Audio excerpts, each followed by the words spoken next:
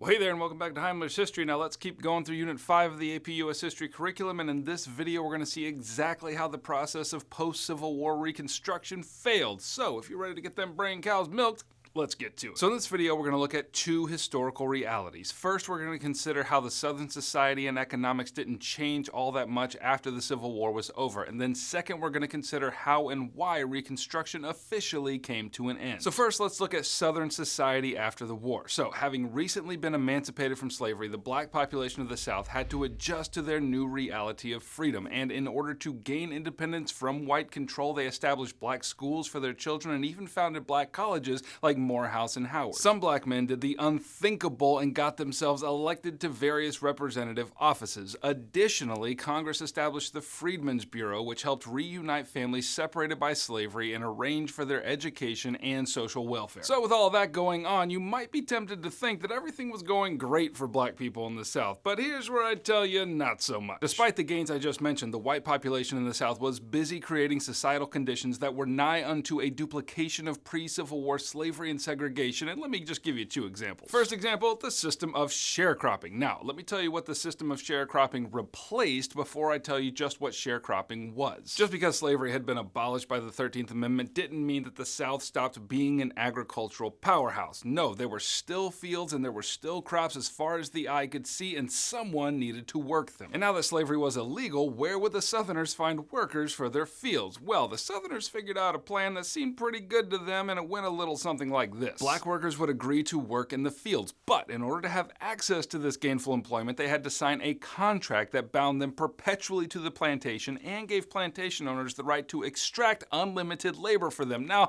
that sounds like something I've heard of somewhere else. Like, what was it? Oh, slavery. Eventually, though, this system grew less extreme and gave way to sharecropping, and in this system, landowners provided seed and farm supplies to a worker in exchange for a share of the harvest. Now, in theory, this was a pretty decent opportunity for newly emancipated black folks to get on their feet, since many of them had no capital to speak of. However, in practice, sharecropping just turned into another form of coerced servitude that wasn't unlike slavery at all. And to be fair, poor whites were the victims of this system too. So that was one way the South remained basically the same before and after the war. The second way was the ongoing belief of white supremacy in Southern society. Just because the Constitution now stated that former enslaved people were now citizens, that did not mean that Southerners had to accept them as equals. At least they didn't think so. And to this end, we see the formation of a secret society organized to terrorize black people in the South, namely the Ku Klux Klan. The Klan was founded in 1867 on the principle that the white race was superior to the black race, and in order for them to spread this message, members of the Klan burned buildings, controlled local politics through intimidation, and, most notorious of all, perpetuated public and private lynchings of black folks who, in their estimation, had refused to accept their place in the world. So in these ways, we can see the significant continuities between pre-war South and post-war South. Now, related to this was the effort to codify the notion of white supremacy into law, and to that end, many Southern legislatures adopted a series of laws known as black codes. Now, we don't have time to get into the many restrictions these codes placed on black people in the South, but let me just give you three examples so you can get a flavor of what these laws did. First, black codes prohibited black Americans from borrowing money to buy or rent land, and since many of them couldn't hope to buy or rent land without borrowing, this meant that they were prime candidates for the sharecropping system. Second, black codes prohibited black people from testifying against white people in court, and that meant that violence and injustice against black people would never be heard in court. Third, black codes provided for the racial segregation of Southern society. Okay, those are some of the ways that the South basically maintained its character before and after the war, and all of this happened while federal troops were stationed in the South in order to make sure that Reconstruction policies were upheld. And if it was that bad under federal occupation,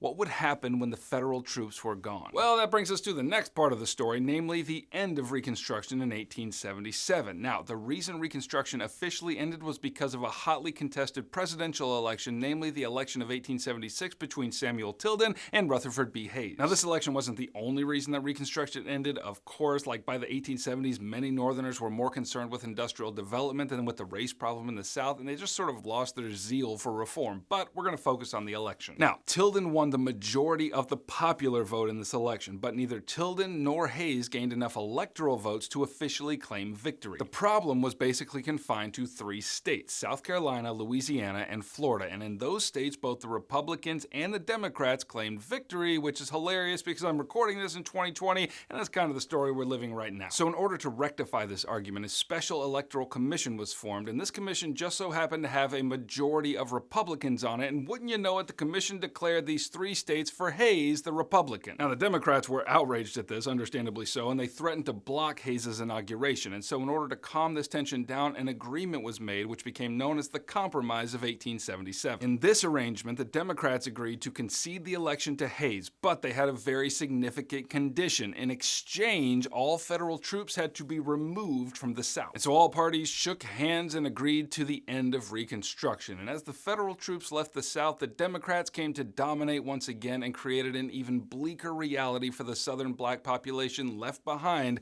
without any protection. Alright, if you need more help, check out this playlist right here for more videos on Unit 5. You might also want to check out my review packet right here, which will help you get an A in your class and a 5 on your exam in May. And finally, if you want me to keep making these videos to help you, then let me know by hitting the like button and subscribing. I shall oblige. Heimler out.